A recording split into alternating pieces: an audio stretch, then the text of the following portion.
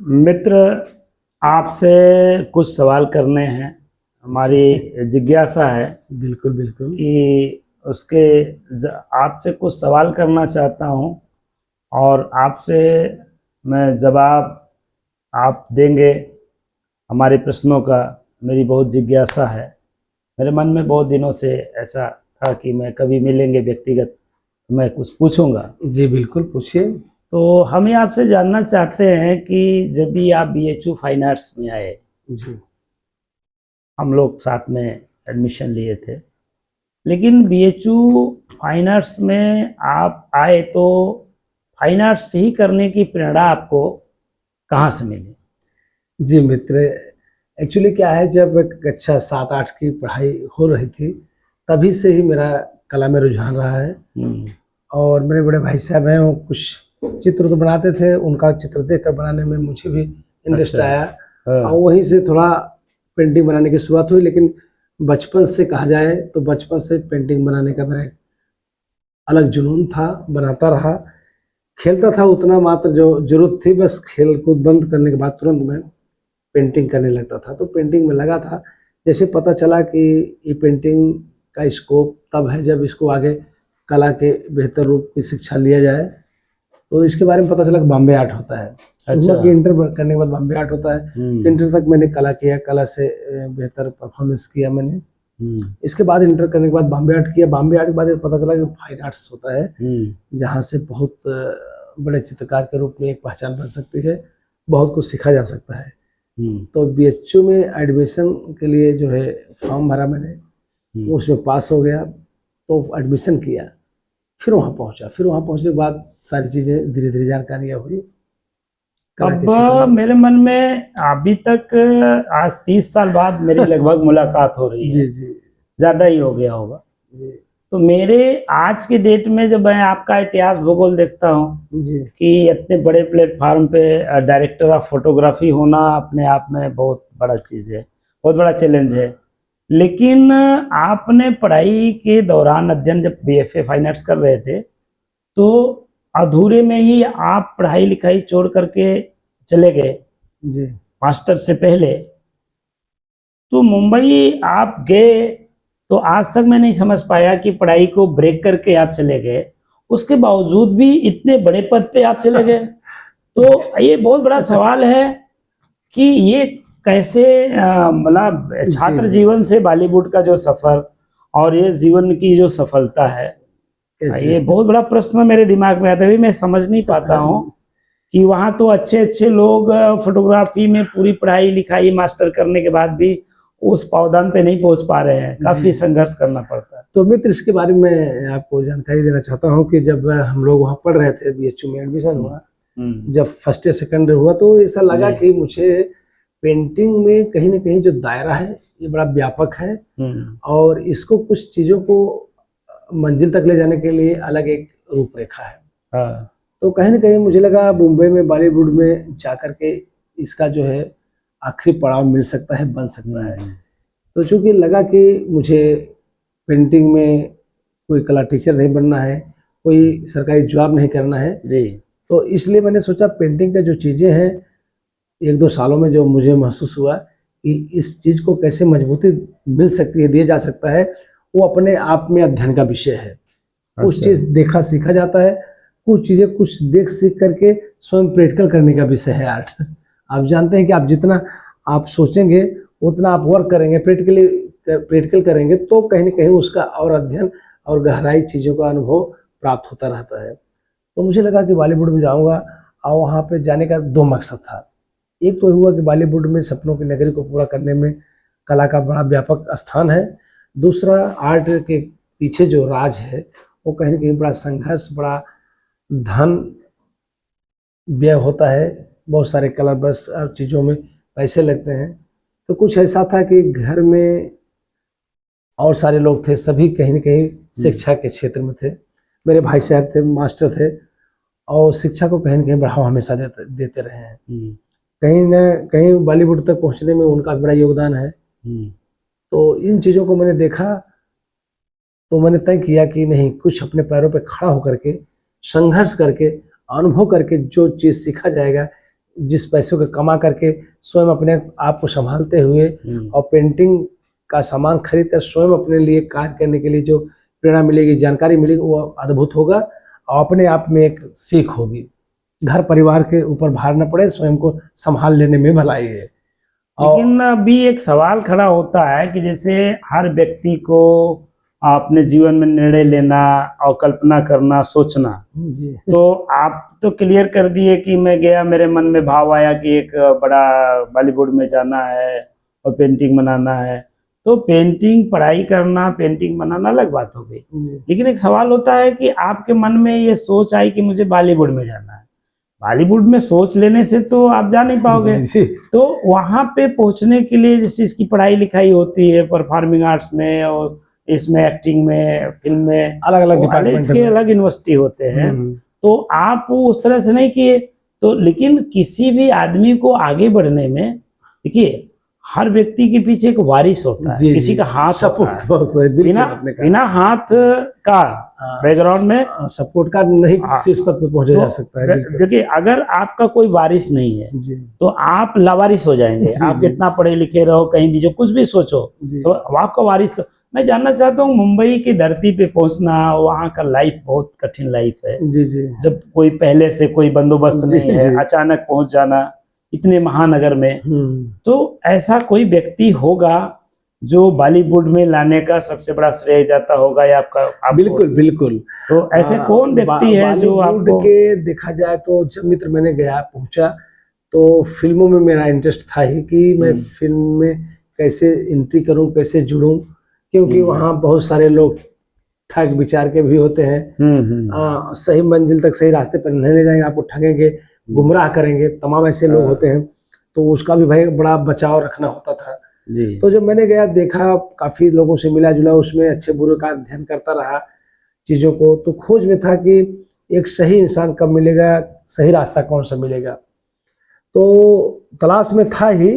और इसी बीच भाई साहब जो मास्टर साहब थे, राम कृपाल जी, अच्छा अच्छा। वो बहुत ही हमारे पूरे परिवार को शिक्षा के तो राम कृपाल जी क्या बॉलीवुड या नहीं वहाँ से? नहीं, उन्होंने एक्चुअली हमें हम लोगों को पढ़ाने लिखने, फाइन आर्ट करने में, और जो घर के सभी लोग जो पढ़ने वाले थे, जो आज IAS PCS रैंक के अधिकारी बने हैं घर में, तो सबका योगदान रहा है कि उनको प्रेरित करते रहे हमारे भाई साहब। अच्छा अच्छा अच्छा। उन्होंने फाइन आर्ट करने के लिए प्रेरित किया। फिर जब मुंबई में गया तो वो भी मैं परेशान था, घर नहीं आ रहा था, तो उनको लगा कि नहीं, भाई को कहीं न कहीं कुछ मिले लाइन में तो अच्छा है। तो उन्होंने खोजा, निकाला, तो पता लगा कि हीरा सरोज जी जो बॉलीवुड के एक सम्मानित कैमरामैन रहे हैं, तो हीरा सरोज godfather भी जी, रहे हैं। हीरा सरोज जी से कैसे आप? हाँ, तो भाई साहब ने उनका एड्रेस खोज निकाला अच्छा अच्छा। कि किसी रिलेशन के माध्यम से कि वो कैमरामैन है, वहाँ मुंबई में रहते हैं, उनसे आप मिलेंगे तो अच्छा, शायद अच्छा। आपको कुछ सपोर्ट करेंगे और रास्ता मिलेगा।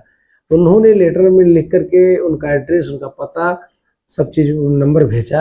हाँ। तो मुझे पत्र मिला, पत्र के द्वारा जो है फिर उनसे फोन करके बात करके उनसे मिलने उनके घर गया, दादर में रहते थे। अच्छा अच्छा। तो जब उनसे सारी बात बताई, उन्होंने मेरी पेंटिंग्स देखा और कहा आप एक अच्छे चित्रकार हो, इतनी बड़ी पेंटिंग करते हो, तो आप फिल्म लाइन में आओगे तो इसमें क्या है कि बड़ा संघर्ष करना होता है, सफलता पाना बड़ा मुश्किल होता है, कभी बहुत संघर्ष करने के बाद भी सफलता नहीं मिलती है, कभी संघर्ष में सफल हो जाते हैं, तो कहा नहीं जा सकता है, बड़ा संघर्षमय है। अगर आप हिम्मत कसते हो जी। तो तमाम डिपार्टमेंट है, आप किस डिपार्टमेंट में जाना चाहते हो। तो मैंने कहा, मैंने तो पेंटिंग के माध्यम से अगर जाता हूँ तो या आर्ट डायरेक्टर बन सकता हूँ, या तो मेकअप आर्टिस्ट का कुछ का होता है, कलर मिक्सिंग का। अच्छा। और फिर कैमरामैन का बात आई तो उन्होंने, वो कैमरामैन थे, तो मैंने सोचा कि अगर इनके साथ जुड़ता हूँ कैमरामैन के रूप में तो सही सलाह, सही दिशा, सही सपोर्ट समय समय पे मिलता रहेगा, गाइडलाइन, तो इन्हीं के लाइन को पसंद करूंगा। और एक कैमरामैन का बड़ा योगदान, बड़ी भूमिका होती है, देखा जाए तो बड़ी प्रधानता है। किसी राइटर का कल्पनाओं का अगर रूप देना हो तो कहीं न कहीं कैमरामैन के द्वारा होता है।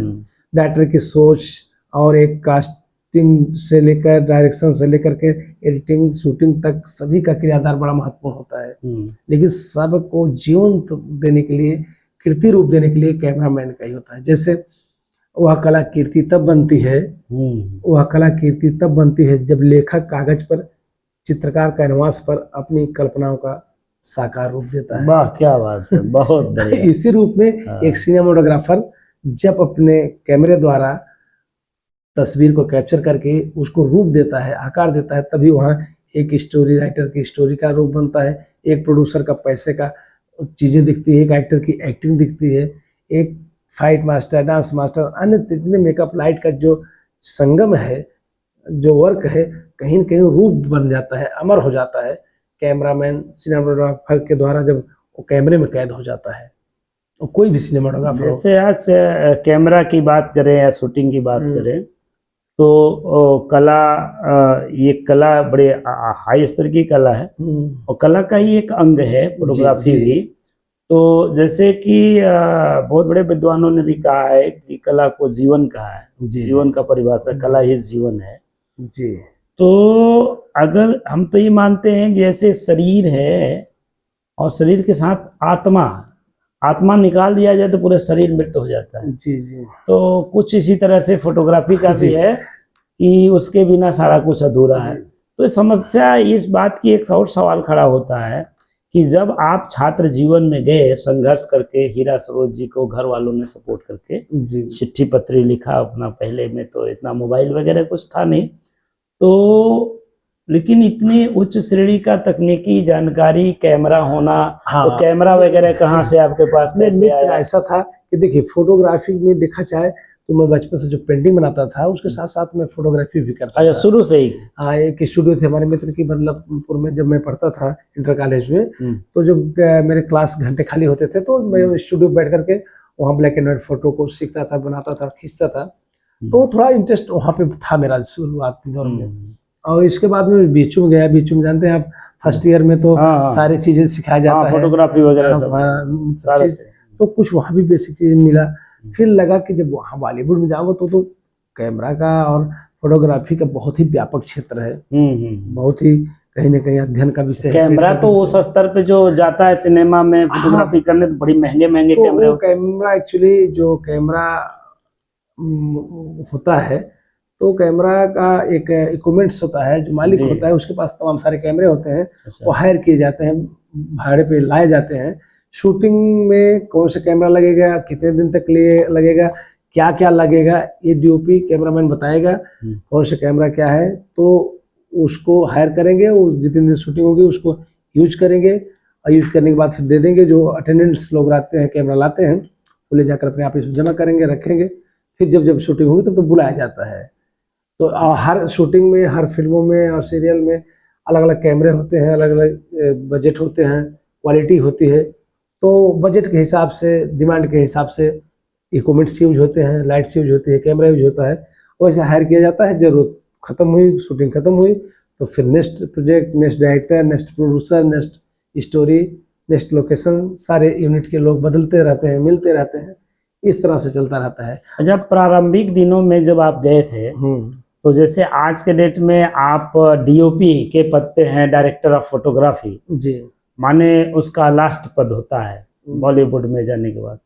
तो उस समय क्या आप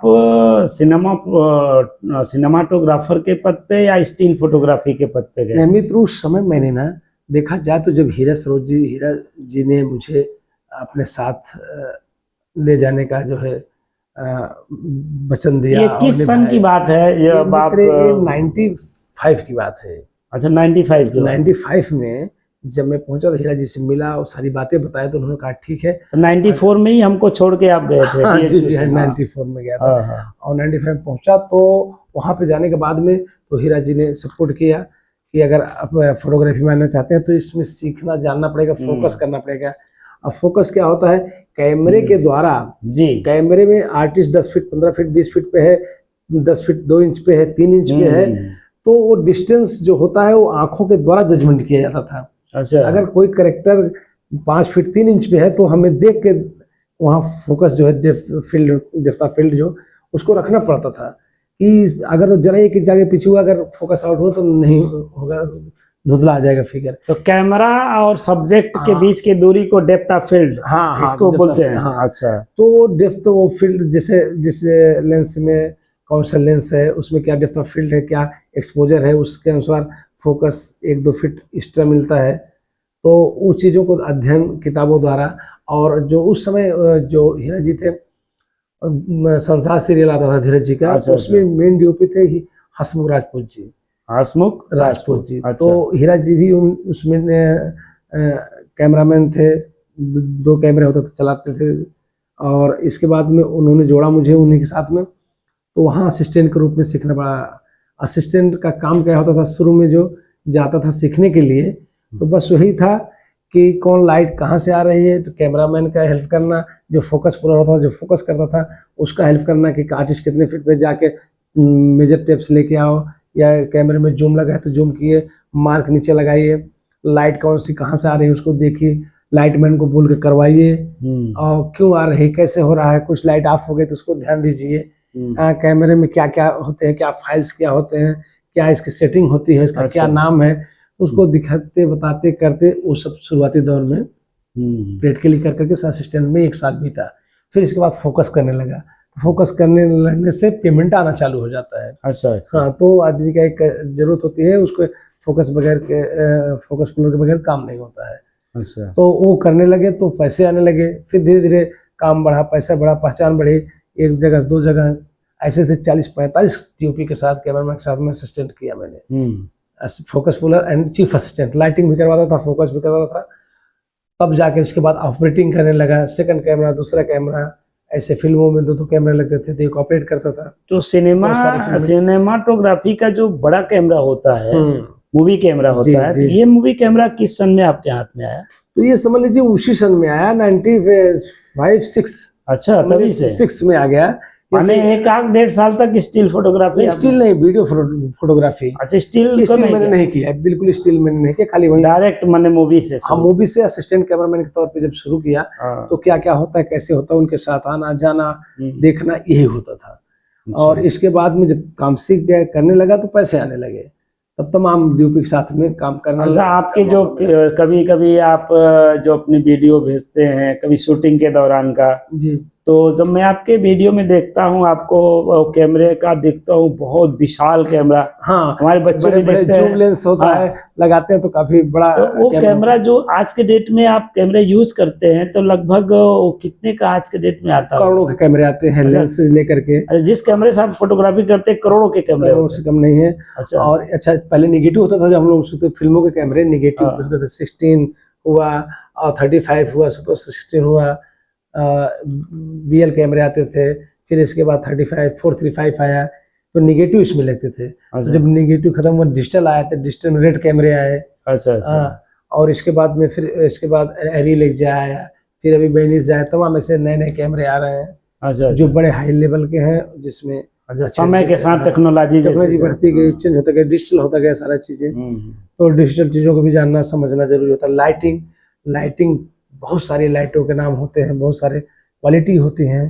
तो कौन लाइट कहाँ से कैसे दिया जाए, किस तरह से दिया जाए, तो ट्यूब के साथ करते, सीखते, कराते, ये सब चीजें प्रक्रियाएं चलती रहीं। तो उसमें जो जितनी तीव्रता से, गहराई से अध्ययन करेगा, महसूस करेगा, प्रैक्टिकली करेगा, और उसको अपने अंदर ढालेगा, तो जल्दी पकड़ पाती है। तो जब किसी फिल्म का आप साइन करते हैं या शूटिंग करने के लिए, तो पहले स्टोरी आप लोगों को मिलती है, स्टोरी को अध्ययन करते हैं? एक्चुअली क्या होता है कि एक डीओपी के लिए बहुत जरूरी होता है स्टोरी को जानना, क्योंकि स्टोरी को बगैर जाने बहुत सारी चीज़ों को करना मुश्किल हो जाता है।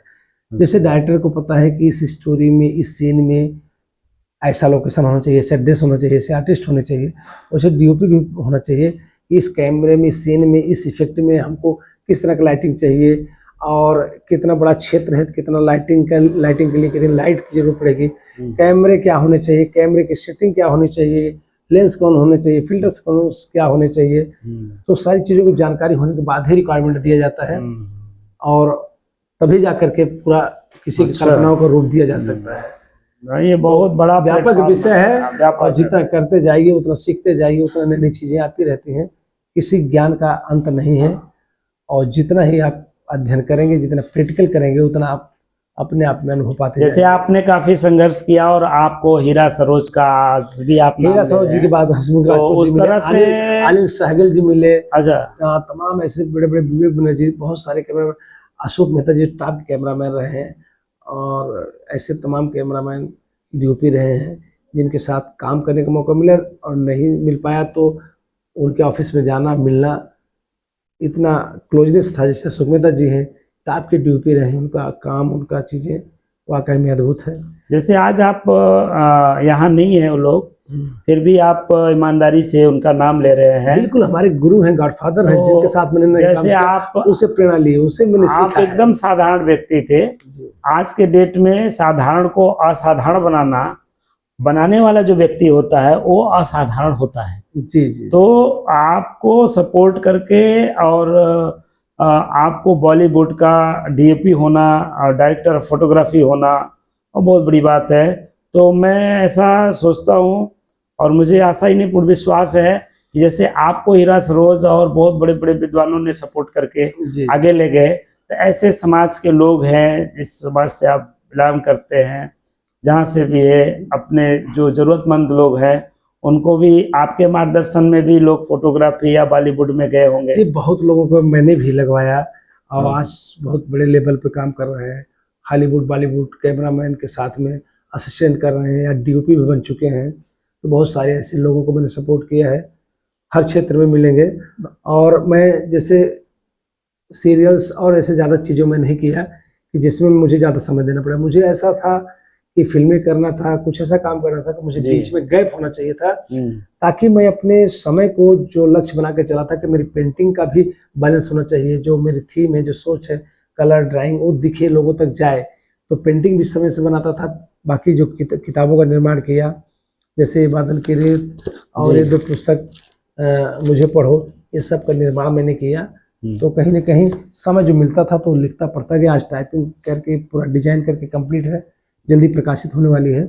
आज तो मैं बड़ा परेशान हूँ कि आप इतने बड़े जिम्मेदारी वाले पद पे है, डायरेक्टर फोटोग्राफी है, किताब भी लिख रहे हैं, और मैं बीच बीच में अखबारों के माध्यम से, कभी टीवी चैनल वालों का वीडियो आपका आता रहता है मेरे मोबाइल पे, तो मैं देखता हूँ कि पेंटिंग भी आप अंतर्राष्ट्रीय स्तर की पेंटिंग भी बना रहे हैं और देश की जानी मानी गैलरियों में आपका सिलेक्शन भी हो रहा है, बहुत सारे अवार्ड पुरस्कार सब मिल रहा है। तो माने आपका पेंटिंग का काम रुकता नहीं, मतलब पेंटिंग कंटिन्यू चल रहा है। माने फोटोग्राफी या बॉलीवुड के काम से जी जी आप समय कैसे मैनेज कर बस लेते हैं? समय मैनेज करना ही होता है कि कंटिन्यू किसी काम को नहीं किया जा सकता है।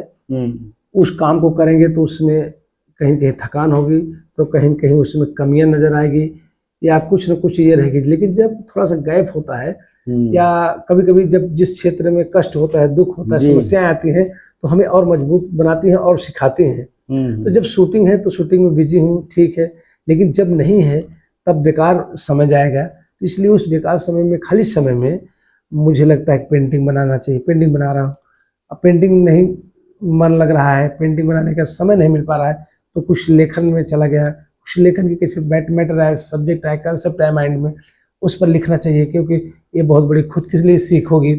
लोगों को पढ़ेंगे, जानेंगे, तो कुछ कृतियाँ रहें जो स्वयं को प्रेरित करे, एक क्षेत्र से दूसरे क्षेत्र के लिए या उसी क्षेत्र के लिए या अन्य किसी के लिए जो हो, उससे भी प्रेरणा मिले, उससे भी सीखे। आपके कामों से, कृतियों से या देश को, समाज को सीख मिलती है, तो आप समझिए कि वो आपके लिए बहुत ही महत्वपूर्ण है। बहुत और बढ़िया। आपकी लिखी हुई किताबें, पेंटिंगें स्वयं से पढ़कर के प्रेरणा मिलती है या अन्य लोगों से।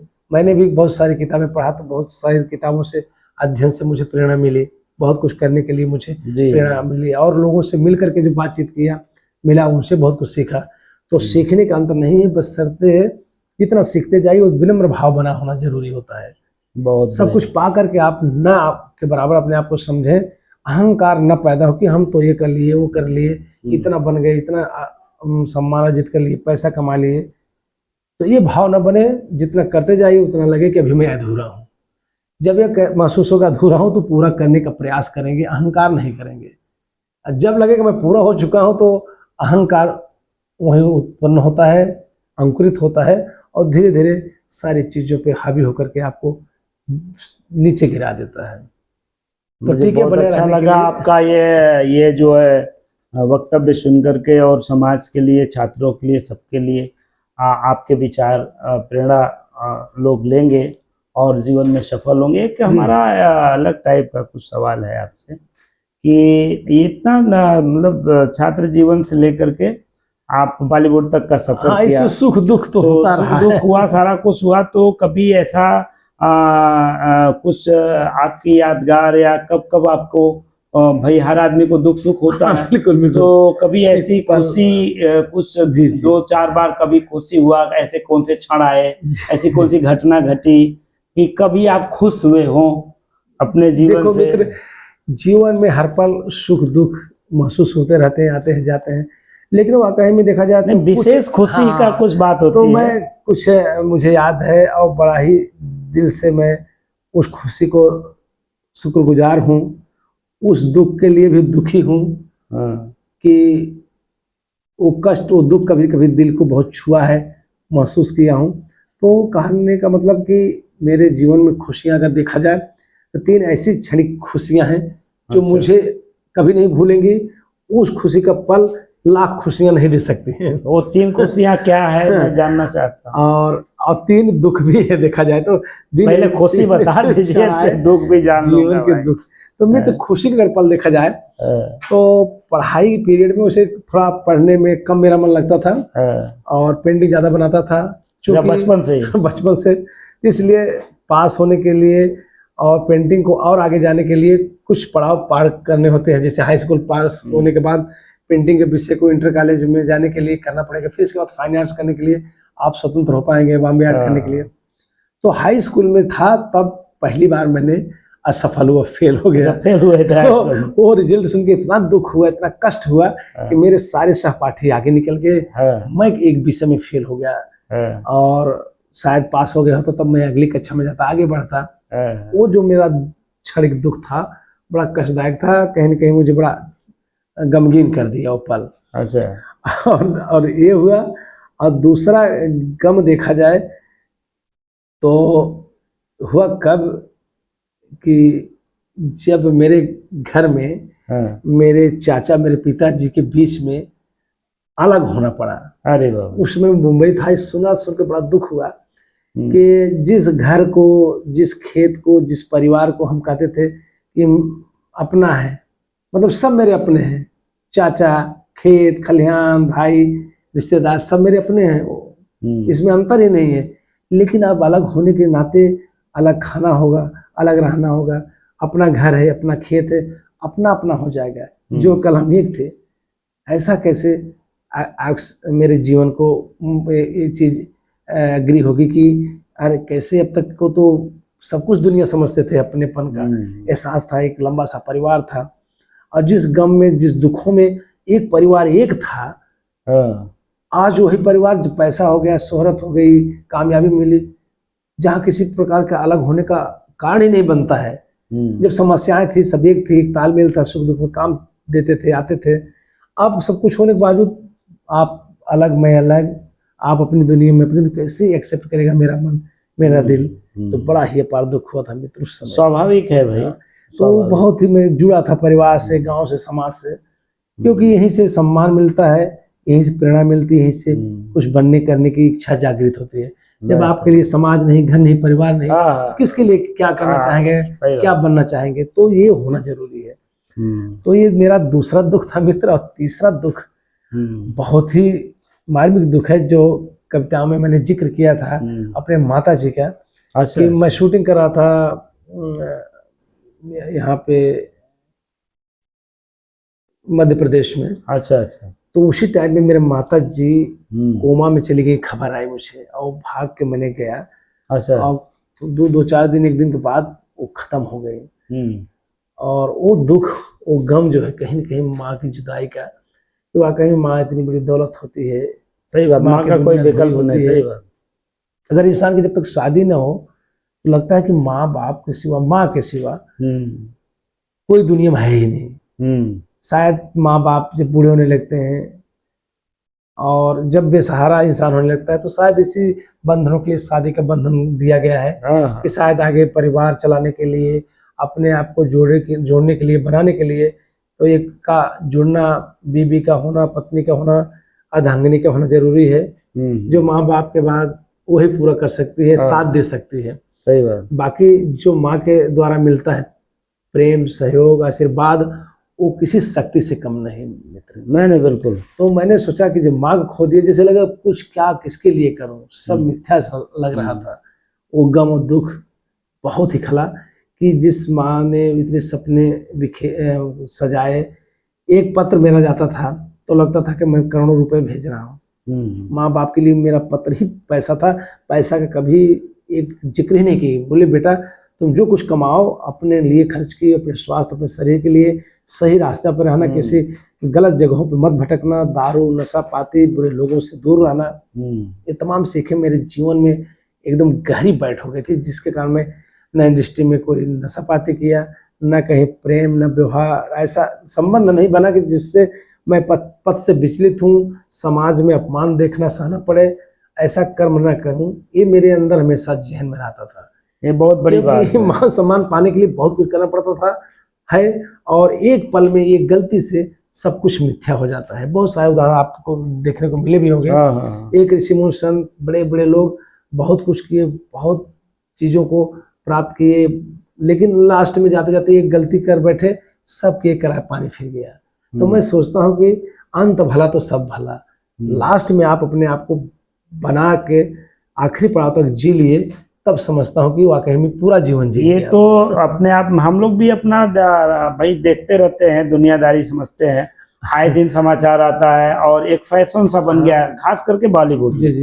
बॉलीवुड में जो हीरो हीरोइन है, डायरेक्टर हैं, तो जैसे शराब वगैरह, ये नशा ड्रिंक करना ये आम बात है, सिगरेट वगैरह पीना। जी जी। तो लेकिन आपसे मिल करके, आपसे देख करके, और आप कोई नशा नाम की कोई चीज आपके अंदर नहीं है, कभी ड्रिंक नहीं करना, उस तरह से खान पान नहीं है, हिसाब किताब नहीं है। और ज्यादातर हम समझते हैं 99% लोग अक्सर वो धारा के बीच बही जाते हैं, उस धारा में जो बहुत कामयाब भी रहते हैं। गांव से उठ के गए, माँ बाप परिवार बीवी बच्चा शादीशुदा है तो 3-3 4-4 शादी विवाह कर ले रहे हैं, तमाम ऐसे कर लेते हैं जो कि टिकते नहीं। हाँ, टिकते नहीं थे। हम समझते हैं कि आपके माँ बाप का वो जो प्रेरणा थी, संस्कार था। बिल्कुल बिल्कुल। और ये बड़ा अद्भुत मामला। क्योंकि देखिए आप जिस रिश्ते को आप अपना समझ रहे हो, जान छिड़क रहे हो, कल उन्हीं से मनमुटाव हो गया, तलाक हो गया, वही रिश्ते दुश्मन की तरह बनने लगे, जान ले लेते हैं। तो ऐसे रिश्तों से क्यों बनाए, ऐसे रिश्तों को क्यों परिकल्पना करें, ऐसे शुरुआत ही नहीं करें। अगर हमको जिस रिश्तों को तोड़ना ही है तो सोच समझ कदम उठाएं, जब अपना ले तो उसके मरते दम तक अपनाने की कोशिश करें, निभाने की कोशिश करें। कुछ कमियां मुझ में, कुछ अगले में है, तो जो संभाल के जी लिया वही तो असली जिंदगी है, जीवन है। और मित्र, 2-3 बातें छोड़ दिया मैंने, जैसे आपने जिक्र किया कि खुशियां, खुशी, तो 3 खुशियों के पल भी हैं। अच्छा। जो वाकई में वो अद्भुत हैं, वो कहीं भी मुझसे जुदा नहीं हो पाएंगे। खुशियां बहुत मिली भी हैं, लेकिन 2 खुशियां 3 यही है कि जहाँ मैं शुरुआत किया था, जैसे हाई स्कूल में फेल हुए तो पहला गम, पहली खुशी रही, दुख रहा है। वैसे पहली खुशी मेरा हुआ देखा जाए तो जब मैंने हाई स्कूल में दोबारा पास हो गया, तो वो मेरी अलग खुशी थी। सारा तीर मार दिया, जैसे मैंने जी लिया, हाई स्कूल पास कर लिया, तब मैं इंटर कर सकता हूँ, 12वीं में कला लेकर के मनोबल बढ़ गया, पास हो सकता हूँ, तब आगे मैं कला क्षेत्र में जा सकता हूँ, क्योंकि यही मेरा एक प्रिय विषय है, इसी में कुछ कर सकता हूँ। उसमें पेंटिंग बनाता था, लोग प्रशंसा करते थे, देखते थे, तो वो चीजें कहीं ना कहीं मुझे जागृत करती थी जी। और दूसरी खुशी मित्र मैं बता दूं आपको कि दूसरी खुशी मुझे तब मिली जब फाइन आर्ट्स के लिए बीएचयू में प्रवेश परीक्षा दिया। तो जब उसका रिजल्ट आया, लगा कि डॉक्यूमेंट से लेके आया, पता लगा कि आप बीएचयू में जो परीक्षा दिए तो पास हो गए, आप एडमिशन करा सकते हैं। तब लगा कि मैंने फाइन आर्ट्स कर लिया, एडमिशन लेते ही सब मैंने जी लिया। और जब गया देखा तो लगा कि इस चीज को बढ़ाने में, करने में कोई देरी नहीं है। कला प्रैक्टिकल का विषय है, कुछ चीजें दूसरों सीख करके स्वयं में ढालने में वो कामयाबी मिल सकती है। तो इसलिए मुझे मुंबई जाने का फैसला लेना पड़ा। और तीसरी खुशी में तो बता दूं लास्ट में कि जब मैं मुंबई गया, आज जब फिल्म लाइन मेरा कार्ड बन गया असिस्टेंट कैमरामैन के रूप में, अब मैं इस लाइसेंस बन गया कि अब असिस्टेंट कैमरामैन के रूप में रह करके चीफ असिस्टेंट बनूंगा, फिर कैमरामैन बनूंगा, यही मेरी दुनिया होगी, यहीं से मान सम्मान पैसे सब आएंगे। तो मेरा तब खुशी हुई। और जब कार्ड बना, जब यहाँ से मैं निकला 95 में, बता रहा हूँ कि 2.5 साल बाद मैं घर आता हूँ। अच्छा। तमाम, जबकि माँ बाप को छोड़ करके, परिवार को छोड़ करके एक दिन के लिए कहीं जाते नहीं थे। जब बीएचयू में बनारस में पढ़ने गए तो वही 10-15 दिन महीने में एक चक्कर जरूर आ जाते थे घर पे, लेकिन वही लगता था कई जन्म जी रहे हैं हाँ। माँ बाप से, परिवार से जुदा होकर के। फिर भी सोचता था कि कहीं ना कहीं खुशियां पाने के लिए, कामयाब होने के लिए तो घर परिवार को त्याग करना ही पड़ता है। हमेशा के लिए तो नहीं कर रहे हैं, कुछ दिनों के लिए कुछ खुशियां देने के लिए कर रहा हूँ त्याग। ये चीज को भाव मन में होता था, रहता था। तो इससे एक शक्ति प्रेरणा मिलती रहती थी, हौसला अफजाई मिलती रहती थी अपनों से, आशीर्वाद से, माँ बाप के, घर परिवार के सहयोग से, प्रेरणा से। तो वो शक्ति बन के हमें हर सुख दुख में ताकत के रूप में मिलती थी। सही बात है, वो शक्ति तो हमेशा आपके साथ, यादें रहेंगी, तो सारी चीजें रहेंगी। मैं चाहता हूँ कि परमात्मा मन के भाव समस्याओं के बावजूद डगमग न करे, ये परमात्मा की बड़ी कृपा है। वरना हर इंसान तो अच्छा बन के बुरा कब बन जाता है, चाहता नहीं है लेकिन हो जाता है। कलंक टीका सही जिंदगी के लिए लग जाता है, अब किसी को नहीं लगता है, परमात्मा बचा भी लेते हैं। तो सौभाग्यशाली जो लोग हैं जो नशा से, बुरे कर्मों से वंचित हैं, परमात्मा का लाख शुक्रगुजार है और खुद अपने विवेकता के ऊपर अपने मैंने कभी कभी आपको देखा और मुझे डाउट हुआ कि कहीं आपका बच्चा तो नहीं है, क्योंकि चेहरा मेल खाता है। तो क्या आपके बड़े बेटे भी बॉलीवुड में हैं कि कैसे, कहाँ पे हैं, क्या कर रहे हैं? बड़े लड़के जो है मेरा, उनका नाम विकास है, वो भी फिल्म लाइन में ही है। अच्छा। असिस्टेंट कैमरामैन के रूप में कैमरामैन का भी काम करते हैं। अच्छा, लेकिन बड़े बड़े डीओपी के साथ में बॉलीवुड के, जैसे हमने शुरू में सलमान खान, शाहरुख खान, सनी देओल और अक्षय कुमार, तमाम बड़े स्टारों का साथ फिल्म करने का मौका मिला, किया। और उसी तरह से बच्चे लोग भी जो कर रहे हैं अभी। अच्छा, तो आपका बच्चा भी बड़े लोगों का? हाँ, तो बड़े बड़े यूपी के साथ में भी हैं, इंडिपेंडेंट भी करते हैं, लेकिन बहुत सारे बड़े बजट की फिल्में करते हैं और कर रहे हैं, सक्सेस है, इसलिए खुशी है। आपका बेटा जैसे कि इंडिया के बाहर भी शूटिंग बहुत विदेश, तो बड़े बड़े फिल्मों का शूट तो गाने के लिए और आजकल तो जाना स्वाभाविक बन गया है। बड़े वाले मतलब बॉलीवुड में है, छोटा वाला बच्चा? छोटा वाले अभी बीकॉम कंप्लीट करके कुछ कर रहे हैं इंडस्ट्री में, डायरेक्शन। क्या उनका रुचि किधर? मैं तो कह दिया कि जिस क्षेत्र में जाओ, गहन अध्ययन करो, किस क्षेत्र में जाने के लिए कौन सा रास्ता सहज होगा, अपनाना पड़ेगा, लेकिन संघर्ष होगा। उस संघर्ष से हारना मत, दृढ़ संकल्प होकर जाओगे, सफलता जरूर मिलेगी। सुख दुख जीवन लगे रहेगा। कितने बच्चे हैं आपके पास? 2 बच्चे हैं, 2 लड़के हैं, एक बेटी है। बेटी एमकॉम कंप्लीट है। अच्छा। तो सब अपनी पढ़ाई लिखाई कर रहे हैं, सबको सब वही मुंबई में ही जन्म हुआ सब? बिल्कुल नहीं, जन्म तो यहाँ से लेकर के कुछ गांव में ही हुआ, फिर इसके बाद मुंबई जा गया। अच्छा। तो परिवार के साथ रहना, शिक्षा दीक्षा उन लोगों की मुंबई में हुई है। अच्छा। और बाकी जो जिस क्षेत्र में जाना चाहेंगे, पढ़ लिख कर मुंबई में आप किस प्लेस पे रहते हैं? मुंबई में कहाँ? मुंबई अंधेरी में रहता हूँ। अंधेरी में रहते हैं? हाँ, और बाकी शूटिंग के दरमियान कहीं भी आना जाना पड़ सकता है, तो इसलिए ये सब जीवन का ताना बाना है। मित्र, बहुत अच्छा लगा, बड़ी लंबी चौड़ी बातचीत हुई और आपने समय दिया। जी। और ये जो यादगार क्षण है कभी भुलाया नहीं जा सकता। जी। और ये कभी भी एक इतिहास हो जाएगा, बच्चे भी विचार करेंगे कि, और मुझे गौरव की अनुभूति हो रही है कि इतने अरसों के बाद, 30 साल के बाद आपने खोजा, निकाला, ढूंढा और मुंबई से यहाँ तक का सफर किया और आज हम लोग बैठ के बातचीत कर रहे हैं। मित्र, आपने भी बहुत सफलता पाई है अपने जीवन में। और रंगोली में, मिर्जापुर में जो आपने विश्व लेवल पे रंगोली बना करके गिरिजा बुक में नाम दर्ज किया है, रिकॉर्ड कायम किया है, भारत देश का गौरव बढ़ाया है, वो भी अद्भुत है। आपकी पेंटिंग और स्टोरी ड्राइंग, आपने किताबों का निर्माण भी किया है। मैंने देखा, स्टोरी के साथ आपका रेखांकन, चित्रांकन भी है। 8-10 किताब मैंने लिखा। और देखा जाए एक लेक्चरर के पद पे आप पेंटिंग के टीचर भी हैं और सोशलिस्ट भी हैं। तमाम अवार्ड सम्मान आप भी पाए हैं। बीएचयू से पढ़ने के बाद आपने बहुत कुछ उपलब्धियां प्राप्त की।